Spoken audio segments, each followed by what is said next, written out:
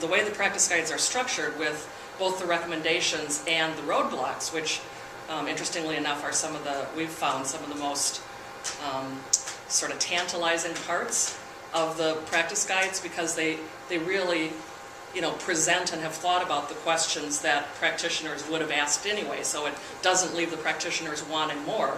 It gets to those kind of tough issues about, this is going to be hard to convince your teachers to do this, or the resource question that Mark addressed. And I think having roadblocks and possible solutions is very respectful of the things that the practitioners have to deal with, and it lets us move the conversation to where they can take away the recommendations and understand better how to apply it in their own context. So bridge events have been both face-to-face events, and we've done a lot with technology, so a lot of webinars.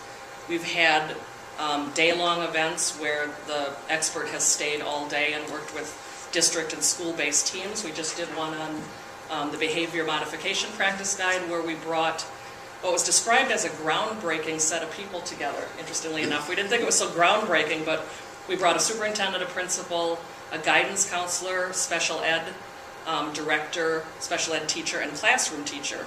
And we didn't think that was so groundbreaking. We just thought it was the right set of people to bring together around that conversation. But according to one of the practice guide researchers, that was not a typical set of folks to come together to have a conversation. But because the recommendations, I think, resonate with the practitioners, they're not always so earth-shattering, and I don't mean that at all to be disrespectful to the panels, but there's something satisfying about knowing as a practitioner that you've been doing work that now has an evidence base behind it. I think that's very reassuring, and I think that's kind of where practitioners are. They're hungry for that affirmation that the work they're doing is getting some evidence behind it, and it is going to make a difference for kids.